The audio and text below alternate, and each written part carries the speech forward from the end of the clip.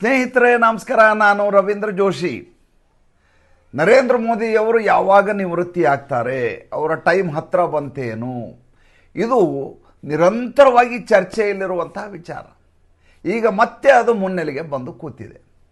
ಸಂದರ್ಭ ಏನಪ್ಪ ಅಂತಂದರೆ, ರಾಷ್ಟ್ರೀಯ ಸ್ವಯಂ ಸೇವಕ ಸಂಘದ ಸರ್ಸಂಘ ಚಾಲಕರಾದಂಥ ಮೋಹನ್ ಭಾಗವತ್ ಅವರು ಒಂದು ಹೇಳಿಕೆಯನ್ನು ಕೊಡ್ತಾರೆ.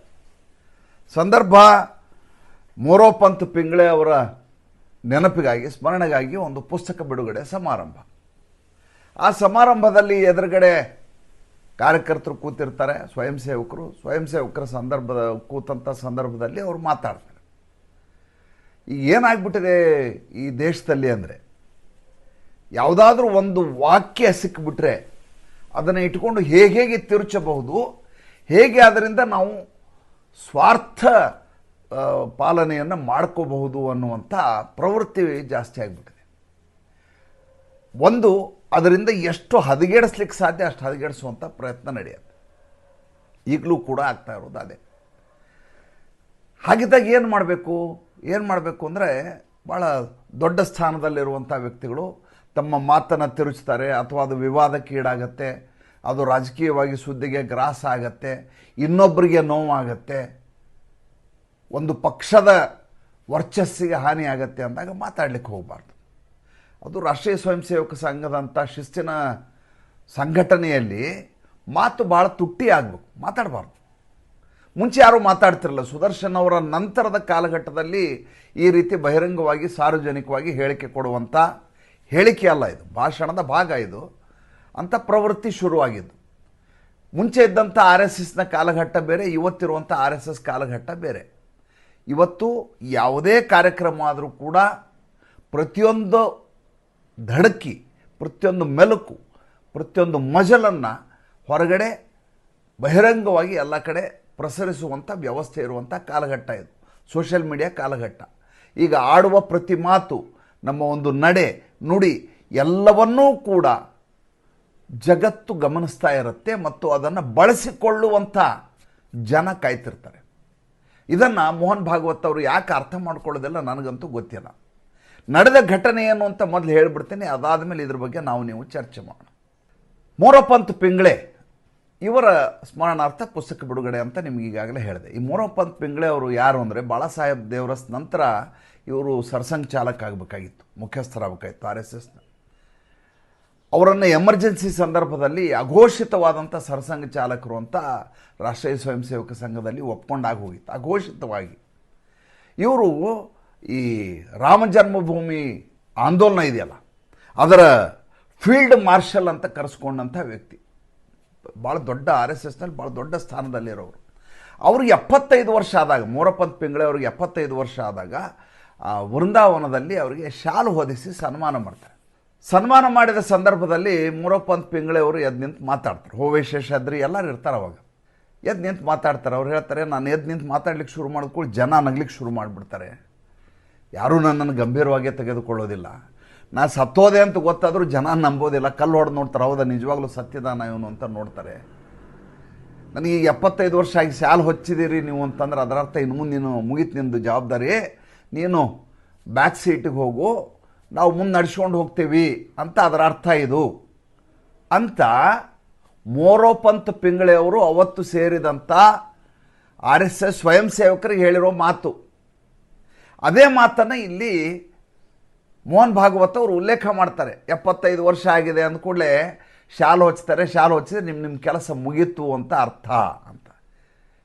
ಈಗ ಹೇಳಿ, ನನಗೆ ನಾವು ಸಣ್ಣವರಿದ್ದಾಗ ಹೇಳಿದ್ನಲ್ಲ, ಸಣ್ಣವರಿದ್ದಾಗ ಒಂದು ಪ್ರಶ್ನೆ ಪತ್ರಿಕೆಯಲ್ಲಿ ಒಂದು ಪ್ರಶ್ನೆಗಳಿರು, 5 ಮಾರ್ಕ್ಸಿನ ಪ್ರಶ್ನೆ, 3 ಮಾರ್ಕ್ಸ್. ಏನಂತಂದರೆ, ಒಂದು ವಾಕ್ಯವನ್ನು ಕೊಟ್ಟು ಸಂದರ್ಭದೊಡನೆ ಸ್ಪಷ್ಟೀಕರಿಸಿ, ಒಂದು ವಾಕ್ಯ ಕೊಟ್ಟು ಸಂದರ್ಭದೊಡನೆ ಸ್ಪಷ್ಟೀಕರಿಸಿ, ಯಾರು ಯಾರಿಗೆ ಹೇಳಿದರು, ಯಾವಾಗ ಹೇಳಿದರು, ಇದರ ಭಾವಾರ್ಥ ಏನು, ಇಷ್ಟನ್ನೂ ಹೇಳಿದರೆ ಮಾತ್ರ ಅದು ಪರಿಪೂರ್ಣ ಆಗತ್ತೆ.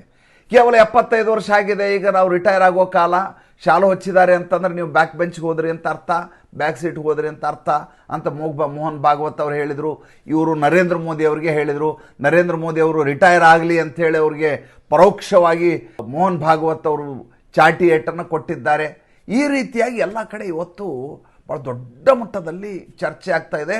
ವಿಪಕ್ಷದವರಂತೂ ಏನು ಇದನ್ನು ಇಟ್ಕೊಂಡು ಹಾಲು ಕುಡಿದು ಚಪ್ಪರಿಸ್ತಾ ಇದ್ದಾರೆ. ಆ ಪರಿಸ್ಥಿತಿ ಬಂದು ಒದಗಿದೆ. ನಾನು ಮೊದಲೇ ಹೇಳಿದೆ, ಮೋಹನ್ ಭಾಗವತ್ ಅವರು ಮಾತಾಡಬಾರ್ದು.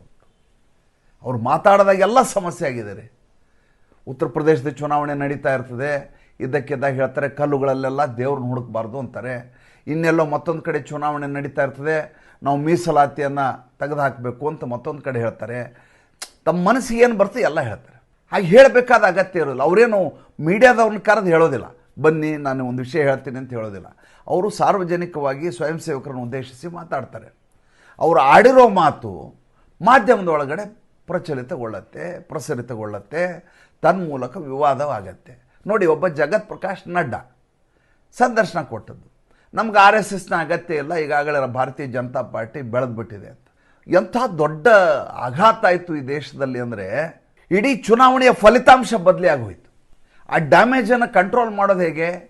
ಒಂದು ಸಲ ನೀವು ಆಡಿದ ತಕ್ಷಣ ಮುಗಿದೋಯ್ತು ಅಲ್ಲಿಗೆ. ಅದನ್ನು ಹೇಗೆ ಬೇಕೋ ಹಾಗೆ ತಿರುಚಲಿಕ್ಕೆ ಜನ ಕಾಯ್ತಿರ್ತಾರೆ. ತಮ್ಮ ತಮ್ಮ ಅನುಕೂಲಕ್ಕೆ ತಕ್ಕ ಹಾಗೆ ಅದನ್ನು ಬಳಸ್ಕೊಳ್ಳಿಕ್ಕೆ ಈ ದೇಶದಲ್ಲಿ ವಿಪಕ್ಷದವರು ಕಾಯ್ತಾ ಇರೋ ಸಂದರ್ಭದಲ್ಲಿ ಆಡ್ತಾ ಇರೋ ಮಾತು ನೀವು ಇದನ್ನು ಅರ್ಥ ಮಾಡ್ಕೋಬೇಕು. ಆಮೇಲೆ ಎರಡನೇದು, ಈಗ ನರೇಂದ್ರ ಮೋದಿಯವರು ನಿವೃತ್ತಿ ಆಗಬೇಕು ಅಂತ ಆಗೋದಾದರೆ ಮೋಹನ್ ಭಾಗವತ್ ಅವರು ಸಾರ್ವಜನಿಕವಾಗಿ ಸ್ವಯಂ ಸೇವಕರ ಎದುರಿಗೆ ಹೇಳಿ ವಿಷಯವನ್ನು ಯಾಕೆ ತಲುಪಿಸ್ತಾರೆ? ಸ್ವತಃ ಕರೆದು ಹೇಳ್ತಾರೆ, ನೀವು ಮುಂದುವರಿಸೋ ಅಗತ್ಯ ಇಲ್ಲ ಅಂತ ರಾಷ್ಟ್ರೀಯ ಸ್ವಯಂ ಸೇವಕ ಸಂಘ ಅಂದ್ಕೊಂಡಿದೆ ಅಂತ ಹೇಳ್ತಾರೆ. ಆಮೇಲೆ ಅವರು ಬಿಡೋದು ಅವ್ರಿಗೆ ಬಿಟ್ಟದ ವಿಚಾರ. ಅದನ್ನು ಹೀಗೆ ಸಾರ್ವಜನಿಕವಾಗಿ ಅವ್ರು ಹೇಳಬೇಕಾಗಿಲ್ಲ. ಅಂದರೆ ಅವರು ಹೇಳಿದ್ದು ನನಗೂ 70 ನೋಡಿ, ಈಗ ಸೆಪ್ಟೆಂಬರ್ 11ನೇ ತಾರೀಕಿಗೆ ಈ ಮೋಹನ್ ಭಾಗವತ್ಜಿಗೆ 75 ವರ್ಷ ಆಗುತ್ತೆ. 17ನೇ ತಾರೀಕಿಗೆ ನರೇಂದ್ರ ಮೋದಿ ಅವ್ರಿಗೆ 75ನೇ ವರ್ಷ ಕಾಲಿಡ್ತಾರೆ. ನರೇಂದ್ರ ಮೋದಿ ಅವರು ಮೊದಲು ಮೋಹನ್ ಭಾಗವತ್ ಅವ್ರು ರಿಟೈರ್ ಆಗ್ತೀನಿ ಅಂತ ಅದರ ಅರ್ಥ ಆಯ್ತು ಅಲ್ಲಿಗೆ. ಬೇರೆಯವ್ರಿಗೆ ನಾನು ದಾರಿ ಮಾಡಿಕೊಡ್ತಾ ಇದ್ದೀನಿ, ಬಹುಶಃ ದತ್ತಾತ್ರೇಯ ಹೊಸಬಾಳಿಜಿ ಅವ್ರು ಬಂದು ಸರ್ಸಂಘ ಚಾಲಕರಾಗುವ ಸಾಧ್ಯತೆ ಇದೆ ಅಂತ ಹೇಳಲಾಗ್ತಾ ಇದೆ. ರಾಷ್ಟ್ರೀಯ ಸ್ವಯಂ ಸೇವಕ ಸಂಘದಲ್ಲಿ ಮುಂದಿನ 20-30 ವರ್ಷಗಳಿಗೆ ಯಾರ್ಯಾರು ಆಗಬೇಕು ಅನ್ನುವಂಥ ರೀತಿಯಲ್ಲಿ ತಯಾರಿ ನಡೀತಾ ಇರ್ತದೆ. ಆಮೇಲೆ ಯಾವ ಸರ್ಸಂಘ ಚಾಲಕರು ಮುಂಚೆ ಮಾತಾಡ್ತಿರಲಿಲ್ಲ. ವಿಜಯದಶಮಿ ದಿವಸ ಅವರ ಭಾಷಣಕ್ಕಾಗಿ ಇಡೀ ದೇಶ ಕಾಯೋದು, ಅವತ್ತು ಅವರ ಹೇಳಿಕೆಯನ್ನು ಇಡೀ ದೇಶ ಪಾಲಿಸೋದು, ಮುಂದಿನ ದಿಕ್ಕು ದೆಸೆಯನ್ನು ಸ್ವಯಂ ಸೇವಕ ಸಂಘಕ್ಕೆ ಅವ್ರು ಕೊಡೋರು. ಈಗ ಕಂಡಲ್ಲಿ ಇವ್ರು ಮಾತಾಡೋದ್ರಿಂದ ಮಾತಿಗೆ ಬೆಲೆ ಹೊರಟೋಗಿದೆ. ಈಗ ನಾನು ಹೇಳ್ತಾ ಇದ್ದದ್ದು 75 ವರ್ಷ ಅಂತ. ಈ 75 ವರ್ಷ ಬಂದದ್ದು ಹೆಂಗೆ ಅಂತ ನಿಮ್ಗೆ ಹೇಳ್ಬೇಕು. ಭಾಳ ಇಂಟ್ರೆಸ್ಟಿಂಗ್ ಆಗಿರೋ ವಿಚಾರ ನೋಡಿ. ನರೇಂದ್ರ ಮೋದಿ ಅವರು ಬಂದಿರೋ ಕಾಲಘಟ್ಟವನ್ನು ನೋಡಿ. ನರೇಂದ್ರ ಮೋದಿಯವರು ಪ್ರಧಾನಮಂತ್ರಿ ಅಭ್ಯರ್ಥಿ ಆಗ್ತಾರೆ ಅಂದ ಸಂದರ್ಭದಲ್ಲಿ ಈ ದೇಶದ ಸ್ಥಿತಿ ಹೇಗಿತ್ತು ಅಂತ ನೋಡಿ. ಒಬ್ಬ ಭಯೋತ್ಪಾದಕನನ್ನು ಚಿತ್ರಿಸಿದ ಹಾಗೆ, ಒಬ್ಬ ಉಗ್ರನನ್ನು ಚಿತ್ರಿಸಿದ ಹಾಗೆ ನರೇಂದ್ರ ಮೋದಿ ಅವರನ್ನು ಬಿಂಬಿಸುವ ಕೆಲಸ ಭಾರತ ದೇಶ ಮತ್ತು ವಿದೇಶಗಳಲ್ಲಿ ನಡೀತಾ ಇತ್ತು.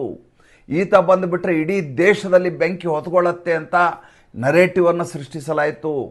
ಮೌತ್ ಕಾ ಸೌದಾಗರ್ ಅಂತ ಸೋನಿಯಾ ಗಾಂಧಿ ಹೇಳಿದರು, ಮರ್ಚೆಂಟ್ ಆಫ್ ಡೆತ್ ಅಂತ ಹೇಳಿದರು.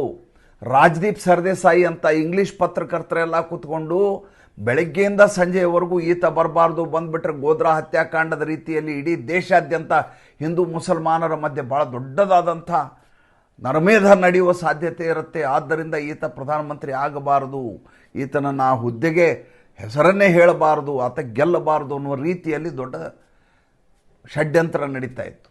ಇನ್ನೊಂದು ಕಡೆ ಪಕ್ಷದಲ್ಲಿ ನೋಡಿ, ಪಕ್ಷದಲ್ಲಿ ಇವ್ರಿಗಿಂತ ತುಂಬ ಹಿರಿಯರಾದಂಥ LK ಅಡ್ವಾಣಿ ಇದ್ದರು, ಮುರಳಿ ಮನೋಹರ್ ಜೋಶಿ ಇದ್ದರು, ಜೊತೆಗೆ ಪ್ಯಾರಲಲ್ ಪವರ್ ಸೆಂಟರ್ ಅನ್ನೋ ರೀತಿಯಲ್ಲಿ ಸುಷ್ಮಾ ಸ್ವರಾಜ್ರಿಂದ ಹಿಡಿದು ದೊಡ್ಡವರೆಲ್ಲ ಕೂತಿದ್ರು. ಇಂಥ ಸಂದರ್ಭದಲ್ಲಿ ನರೇಂದ್ರ ಮೋದಿ ಏನೂ ಆಗಿರಲಿಲ್ಲ. ಒಂದು ಗುಜರಾತಿನ ಮುಖ್ಯಮಂತ್ರಿ ಬಿಟ್ಟರೆ ಬೇರೆ ಏನೂ ಅಲ್ಲ ಅವರು. ಅಂಥ ನರೇಂದ್ರ ಮೋದಿ ಇಂಥ ದೊಡ್ಡವ್ರನ್ನ ಇಟ್ಕೊಂಡು ಹೆಂಗೆ ನಡೆಸೋದು ಮುಂದೆ ಸರ್ಕಾರನ? ಅವಾಗ ನರೇಂದ್ರ ಮೋದಿ ಅವರು ಆಲೋಚನೆ ಮಾಡ್ತಾರೆ, ಒಂದು ಸರ್ಕಾರ ನಡೆಸಬೇಕು ಅಂತಂದರೆ ಒಂದು ಪ್ಯಾರಲಲ್ ಪವರ್ ಆಗಿ ಎಂದೂ ಬೆಳಿಬಾರ್ದು. ಒಂದು ಸಮಾನಾಂತರ ಶಕ್ತಿ ಕೇಂದ್ರ ಆಗ್ಬಿಟ್ರೆ ಪ್ರಧಾನಮಂತ್ರಿ ಕೆಲಸ ಮಾಡಲಿಕ್ಕೆ ಆಗೋದಿಲ್ಲ. ಆಮೇಲೆ ಅಡ್ವಾಣಿ ಅಂತ ಸೀನಿಯರು, ಅಡ್ವಾಣಿಯವರ ನೇತೃತ್ವದಲ್ಲಿ ರಥಯಾತ್ರೆಯಲ್ಲಿ ಸಹಾಯಕರಾಗಿ ಹೋದಂಥವ್ರು ನರೇಂದ್ರ ಮೋದಿಯವರು, ಅಸಿಸ್ಟೆಂಟು. ನರೇಂದ್ರ ಮೋದಿಯವರು ರಾಷ್ಟ್ರೀಯ ಸ್ವಯಂ ಸೇವಕ ಸಂಘದಲ್ಲಿ ಬೆಳೆದಂಥ ಪರಿಯನ್ನು ನೋಡ್ಬೇಕು ನೀವು. ಅವರು ಜಮಖಾನೆ ಹಾಸೋ ಕೆಲಸ, ಕುರ್ಚಿ ಹಾಕೋ ಕೆಲಸ. ನರೇಂದ್ರ ಮೋದಿ ಅವರು ಸಂದರ್ಶನದಲ್ಲಿ ಹೇಳ್ತಾರೆ, ನಾನು ಯಾವಾಗಲೂ ಎಲ್ಲರಿಗಿಂತ ಮುಂಚೆ ಬರ್ತಿದ್ದೆ, ಎಲ್ಲರೂ ಹೋದ್ಮೇಲೆ ಹೋಗ್ತಿದ್ದೆ. ಯಾಕೆ ಅಂದರೆ ಎಲ್ಲರೂ ಬರೋಕ್ಕಿಂತ ಮುಂಚೆ ಯಾಕೆ ಬಂದ್ಕೊಂಡು ಕುರ್ಚಿ ಜೋಡಿಸ್ಬೇಕಾಗಿತ್ತು, ಜಮಖಾನೆ ಹಾಸಬೇಕು. ಎಲ್ಲರೂ ಹೋದ್ಮೇಲೆ ಯಾಕೆ ಹೋಗ್ತಿದ್ದೆ ಅಂದರೆ ಅದನ್ನೆಲ್ಲ ಮಡಚಿಟ್ಟು ಹೋಗ್ಬೇಕು. ಆಮೇಲೆ ಯಾರೇ ಕಾರ್ಯಾಲಯಕ್ಕೆ ಬಂದ್ರೆ, RSS ಕಾರ್ಯಾಲಯಕ್ಕೆ ಬಂದರೆ ಚಹಾ ಮಾಡಿಕೊಡೋ ಕೆಲಸ ಇವರು. ಹೀಗಿರುವಾಗ ಇಂಥ ವ್ಯಕ್ತಿ ಪ್ರಧಾನಮಂತ್ರಿ ಅಭ್ಯರ್ಥಿ ಅಂದರೆ ತಕ್ಷಣದಲ್ಲಿ ಒಪ್ಪಿಕೊಳ್ಳಿಕ್ಕೆ ಭಾರತೀಯ ಜನತಾ ಪಾರ್ಟಿಯಲ್ಲಿರೋ ಲೀಡರ್ಗಳೇ ತಯಾರಿರ್ತಿರ್ಲಿಲ್ಲ. ಇನ್ನೊಂದು ಕಡೆ ಮಾಧ್ಯಮ ಇವರ ವಿರುದ್ಧ ಪಿತೂರಿ ಮಾಡ್ತಾ ಇತ್ತು, ವಿದೇಶಿ ಶಕ್ತಿಗಳ ಕೆಲಸ ಮಾಡ್ತಾ ಇದ್ವು. ಹೆಂಗಾದರೂ ಮಾಡಿ ಕಾಂಗ್ರೆಸ್ಸನ್ನು ಉಳಿಸ್ಕೋಬೇಕು. ಎರಡನೇದು ಮೋದಿ ಅನ್ನುವಂಥ ವ್ಯಕ್ತಿ ಅಂತೂ ಬರಲೇಬಾರ್ದು ಅಂತ. ಯಾಕೆಂದರೆ ಗುಜರಾತ್ನಲ್ಲಿ ಇವರ ಪ್ರಖರತೆಯನ್ನು ಇಡೀ ದೇಶ ನೋಡಿಬಿಟ್ಟಿತ್ತು. ಈಗಲೂ ಕೂಡ ಅಷ್ಟೇ, ನರೇಂದ್ರ ಮೋದಿ ಇರಬಾರ್ದು, ಬೇರೆ ಯಾರಾದರೂ ಪರವಾಗಿಲ್ಲಂತೆ, ಬೇರೆ ಯಾರಾದರೂ ಮ್ಯಾನೇಜ್ ಮಾಡಿಬಿಡ್ತೀವಿ, ನರೇಂದ್ರ ಮೋದಿ ಇರಬಾರ್ದು. ಯಾಕೆ ನರೇಂದ್ರ ಮೋದಿಗೆ ಆತ ನಿಸ್ಪೃಹತೆ, ಅವ್ರದ್ದು ದಕ್ಷತೆ, ಪರಿಶ್ರಮ, 24 ಗಂಟೆ ಕೆಲಸ ಮಾಡುವ ಮನಸ್ಥಿತಿ, ದೇಶಕ್ಕಾಗಿ ತುಡಿಯುವಂಥ ಧಮನಿಯಲ್ಲಿ ರಕ್ತದಲ್ಲಿ ಹರಿಯುವಂಥ ಕ್ಯಾರೆಕ್ಟ್ರು ನರೇಂದ್ರ ಮೋದಿ ಅವ್ರ ವ್ಯಕ್ತಿತ್ವ. ಅವರು ಇದ್ದುಬಿಟ್ರೆ ನಾವು ಎಂದೂ ರಾಜಕಾರಣದಲ್ಲಿ ಮತ್ತೆ ಮುಂದುವರಿಲಿಕ್ಕೆ ಸಾಧ್ಯ ಇಲ್ಲ ಅಂತ ಉಳಿದು ಎಲ್ಲರೂ ಕಾಯ್ತಾ ಇರೋ ಸಂದರ್ಭ ಇವತ್ತಿಗೂ. ಅದಕ್ಕೆ ನಿವೃತ್ತಿ ಬಗ್ಗೆ ಮಾತಾಡೋದಿಲ್ಲ, ಯಾಕೆ ಮಾತಾಡ್ತಾರೆ ಹೇಳಿ? ಹಾಗಿರುವಾಗ ನರೇಂದ್ರ ಮೋದಿ ಏನು ಮಾಡ್ತಾರೆ, ಈ ದೊಡ್ಡವರು ಈಗ ಮುಂಚೆಯೇ ಉಪಪ್ರಧಾನಿ ಆದಂಥ ಅಡ್ವಾಣಿ ಅವ್ರನ್ನ ನರೇಂದ್ರ ಮೋದಿ ನಾನು ಪ್ರಧಾನಿ ನೀವು ಉಪಪ್ರಧಾನಿ ಅಂತ ಹೇಳಲಿಕ್ಕಾಗತ್ತನ್ರಿ? ಇವರು ಡಾಕ್ಟರ್ ಮುರಳಿ ಮನೋಹರ್ ಜೋಶಿ ಅವರಿಗೆ ನೀವು ಶಿಕ್ಷಣ ಸಚಿವರಾಗಿ ಮಾನವ ಸಂಪನ್ಮೂಲ ಸಚಿವರಾಗ್ರಿ ಅಂತ ಹೇಳೋಕ್ಕಾಗತ್ತನ್ರಿ? ಅವ್ರಿಗಿಂತ ಭಾಳ ಸೀನಿಯರು. ಅವಾಗ ಏನು ಮಾಡಿದರು, ಇವರಿಗೆಲ್ಲ ಒಂದು ಅಡ್ವೈಸರಿ ಕಮಿಟಿ ಅಂತ ಮಾಡಿ, ಮಾರ್ಗದರ್ಶಕ ಮಂಡಳಿ ಅಂತ ಮಾಡಿ ಅಲ್ಲಿ ಹಾಕಿದರು. ಹೇಳಿದ್ರು 75 ವರ್ಷಕ್ಕಿಂತ ಜಾಸ್ತಿ ಇರೋರು ನೀವೆಲ್ಲ ಉನ್ನತ ಸ್ಥಾನದಲ್ಲಿರಬೇಕು, ನನಗೆ ಮಾರ್ಗದರ್ಶನ ಮಾಡಬೇಕು ನೀವು ಅಂತ. ಅದೇನು ರೂಲ್ಸ್ ಅಲ್ಲ. ಅಟಲ್ ಬಿಹಾರಿ ವಾಜಪೇಯಿ ಅವರು ಪ್ರಧಾನಮಂತ್ರಿ ಆಗಿದ್ದೇ 75 ವರ್ಷ ಕಳೆದ ಮೇಲೆ. ಅಷ್ಟೇ ಯಾಕೆ, ಇದೇ ನರೇಂದ್ರ ಮೋದಿ ಅವರು ಕೇರಳದಲ್ಲಿ ಚುನಾವಣೆ ನಡೆದಾಗ 90 ವರ್ಷ ವಯಸ್ಸಾದಂಥ ಶ್ರೀಧರನ್ ಅವ್ರನ್ನ ಕ್ಯಾಂಡಿಡೇಟ್ ಮಾಡಿದ್ದಾರೆ. ಸೋತ್ರವರು ಬೇರೆ ವಿಚಾರ, ಮೆಟ್ರೋ ಮ್ಯಾನ್ ಶ್ರೀಧರನ್ ಅಂತ ನೀವು ಹೋಗಿ ಗೂಗಲ್ನಲ್ಲಿ ಸರ್ಚ್ ಮಾಡಿ. 87-88 ವರ್ಷ ಅವರಿಗೆ. ಅವಾಗ ಚುನಾವಣೆಗೆ ನಿಲ್ಲಿಸಿದ್ದಾರೆ. ವಯಸ್ಸು ಅನ್ನೋದು ಮಾನದಂಡ ಅಲ್ಲ. ಆ ಕಾಲಘಟ್ಟದಲ್ಲಿ ಹಾಗೆ ಮಾರ್ಗದರ್ಶಕ ಮಂಡಳಿಯನ್ನು ಮಾಡದೆ ಹೋಗಿದರೆ ನರೇಂದ್ರ ಮೋದಿ ಅವರು ಸ್ವತಂತ್ರವಾಗಿ ಪ್ರಧಾನಮಂತ್ರಿ ಹುದ್ದೆಯನ್ನು ನಿಭಾಯಿಸಲಿಕ್ಕೆ ಸಾಧ್ಯ ಇರಲಿಲ್ಲ. ಅಡ್ವಾಣಿ, ಮುರಳಿ ಮನೋಹರ್ ಜೋಶಿ ಅವರ ಶಿಷ್ಯಂದ್ರಿದಾರಲ್ಲ, ಸುಷ್ಮಾ ಸ್ವರಾಜ್ನಿಂದ ಹಿಡಿದು ಅನಂತ್ ಕುಮಾರ್ನಿಂದ ಹಿಡಿದು ಅವರೆಲ್ಲರೂ ಕೂಡ ನರೇಂದ್ರ ಮೋದಿ ಆಗಬಾರ್ದು ಅಂತ ಹಠ ತೊಟ್ಟು ನಿಂತವ್ರು, ಇನ್ಕ್ಲೂಡಿಂಗ್ ಅರುಣ್ ಜೇಟ್ಲಿ. ಮುಂದೆ ಅವ್ರನ್ನ ವಿಶ್ವಾಸಕ್ಕೆ ತಗೊಂಡ್ರು, ಅವ್ರನ್ನೆಲ್ಲ ಸಚಿವರನ್ನಾಗಿ ಮಾಡಿದರು, ಅವರಿಂದ ಕೆಲಸ ಮಾಡಿಸಿದ್ರು. ಅದೆಲ್ಲ ಬೇರೆ ವಿಚಾರ, ಅದು ಇನ್ನೊಂದು ಸಂದರ್ಭದಲ್ಲಿ ಮಾತಾಡೋಣ. ಆದರೆ ನರೇಂದ್ರ ಮೋದಿ ಅವ್ರಿಗಿದ್ದಂಥ ಸಂದಿಗ್ಧತೆಯನ್ನು ನಾವು ಅರ್ಥ ಮಾಡ್ಕೋಬೇಕು. ಆವಾಗ 75 ವರ್ಷ ಅನ್ನುವಂಥದ್ದು ಒಂದು ಯಾಕೆ ಬಂತು ಅನ್ನೋದಕ್ಕೆ ಅದೊಂದು ಕಾರಣ. ಆವಾಗ ದೊಡ್ಡವ್ರನ್ನೆಲ್ಲ ಕರ್ಕೊಂಡೋಗಿ ಮಾರ್ಗದರ್ಶಕ ಮಂಡಳಿ ಮಾಡಿದರು. ಈಗ ಅದನ್ನೇ ಇಟ್ಕೊಂಡು ನೀವು ಈಗ ರಿಟೈರ್ ಆಗಿಬಿಡಿ, 75 ವರ್ಷ ನೀವೇ ಮಾಡಿದ್ರಲ್ಲ ಅಂತ ರೂಲ್ಸ್ ಅಲ್ಲ ಅದು. ಎಲ್ಲ ಒಂದು ಸಿದ್ಧಾಂತಕ್ಕೂ ಒಂದು ಅಪವಾದ ಅಂತ ಇರ್ತದೆ. There is an exception for every. ಹಾಗಿರುವಾಗ ನರೇಂದ್ರ ಮೋದಿಯವರು ಈ ತಾವು ಕಟ್ಟಿದಂಥ ರಾಷ್ಟ್ರದ ಈ ಸ್ಥಿತಿಯನ್ನು ಇದ್ದಕ್ಕಿದ್ದ ಹಾಗೆ ಬಿಟ್ಟು ಹೇಗಾದರೂ ಆಗಿಬಿಡಲಿ ಅಂತ ಬಿಟ್ಟು ಹೋಗ್ಲಿಕ್ಕಾಗತ್ತನ್ರಿ? ಅಂಥ ಜವಾಬ್ದಾರಿಯಲ್ಲಿ ಸ್ಥಾನದಲ್ಲಿ ಇರ್ತಾರವರು. ಈಗ ಯೋಗಿ ಆದಿತ್ಯನಾಥ್, ರೌಡಿ ರಾಜ್ಯ ಉತ್ತರ ಪ್ರದೇಶ, 2017ರಲ್ಲಿ ಅವ್ರನ್ನ ಚೀಫ್ ಮಿನಿಸ್ಟರ್ ಮಾಡಿದರು. ಅಂದಾದೊಂದೇ ರಾಜ್ಯ. ಅದನ್ನು ಒಂದು ಲೆವೆಲ್ಗೆ ತೊಗೊಂಬರ್ತಾರೆ. 2022 ಹೊತ್ತಿಗೆ ಒಂದು ಲೆವೆಲ್ಗೆ ಲಾ ಆ್ಯಂಡ್ ಆರ್ಡರ್ ಒಂದು ದಾರಿಗೆ ಬರಬೇಕು. 2022ಕ್ಕೆ ನೀವು ಬಿಟ್ಬಿಡು, ನೀನು ಉತ್ತರ ಪ್ರದೇಶದ ಮುಖ್ಯಮಂತ್ರಿ ಆಗ್ಬೇಡ ಅಂದರೆ ಮತ್ತೆ ಅಖಿಲೇಶ್ ಯಾದವ್ ಥರದವ್ರು ಬಂದು ಅಥವಾ ಯಾವನೋ ಒಬ್ಬ ದುರ್ಬಲ ಮುಖ್ಯಮಂತ್ರಿ ಅಲ್ಲಿ ಬಂದು ಕೂತ್ರೆ ಇಡೀ ರಾಜ್ಯ ಮಾಡಿರೋ ಕೆಲಸ ಎಲ್ಲ ಹೊರಟೋಗ್ಬಿಡುತ್ತೆ. ನೀವೇ ಕಟ್ಟಿದ ಮನೆಯನ್ನು ನೀವೇ ಕೆಡವಕ್ಕಾಗತ್ತನ್ರಿ? ಹೀಗಾಗಿ 2022ಕ್ಕೆ ಅನಿವಾರ್ಯವಾಗಿ ಯೋಗಿ ಆದಿತ್ಯನಾಥ್ ತರಬೇಕು. ಅಷ್ಟೇ ಅಲ್ಲ, 2027ಕ್ಕೂ ಯೋಗಿ ಆದಿತ್ಯನಾಥೇ ಬರಬೇಕು. ಇಲ್ಲದೆ ಉತ್ತರ ಪ್ರದೇಶ 10 ವರ್ಷದ ಅಭಿವೃದ್ಧಿ ರಾತ್ರೋರಾತ್ರಿ ಹಾಳಾಗಿ ಹೋಗ್ಬಿಡುತ್ತೆ. ಅಂಥ ದುರುಳರು ಕೂತಿರುವಂಥ ರಾಜ್ಯ ಅದು. ಮುಸಲ್ಮಾನರ ಬಾಹುಳ್ಯ, ರೌಡಿಸಮ್ ಮಾಡುವಂಥ ಅಖಿಲೇಶ್ ಯಾದವನ ಪಡೆ, ಇದರ ಮಧ್ಯೆ ರಾಜ್ಯವನ್ನು ಉಳಿಸ್ಕೋಬೇಕು ಅಂದರೆ ಯೋಗಿ ಆದಿತ್ಯನಾಥ್ ಥರದವರೇ ಬರಬೇಕು. ಇಲ್ಲಿ ಭಾರತ ದೇಶಕ್ಕೆ ನರೇಂದ್ರ ಮೋದಿ ಸೌಮ್ಯವಾದಿಯಾಗಿ ಕಾಣಿಸ್ಬಹುದು. ನರೇಂದ್ರ ಮೋದಿ ಎಲ್ಲರನ್ನೂ ಸಂಭಾಳಿಸ್ಕೊಂಡು ಹೋಗುವ ಸಂಭಾವಿತನ ರೀತಿಯಲ್ಲಿ ಕಾಣಬಹುದು. ಆದರೆ ಒಬ್ಬ ಪ್ರಧಾನಮಂತ್ರಿ ಆದವನು ಆ ರೀತಿ ಇಲ್ಲದೆ ಹೋದರೆ ಭಾರತವನ್ನು ಮುನ್ನಡೆಸಲಿಕ್ಕೆ ಸಾಧ್ಯವೇ ಇಲ್ಲ. ಅಂಥ ಸ್ಥಿತಿ ಬಂದು ಒದಗುತ್ತೆ.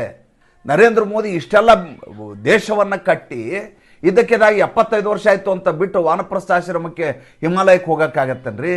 ಆಮೇಲೆ ಹಾಗೆ ಹೇಳಲಿಕ್ಕೆ ಮೋಹನ್ ಭಾಗವತ್ ಯಾರು ಹೇಳೋಕ್ಕೆ? ಮೋಹನ್ ಭಾಗವತ್ ತಮ್ಮ ಸಂಘಟನೆಗೆ ಹೇಳ್ಬೋದು, ನಾನು ಇಳಿತೀನಿ ಇನ್ನೊಬ್ಬನ ಕಂದು ಕೂಡ್ಸೋಣ ಅಂತೇಳಿ.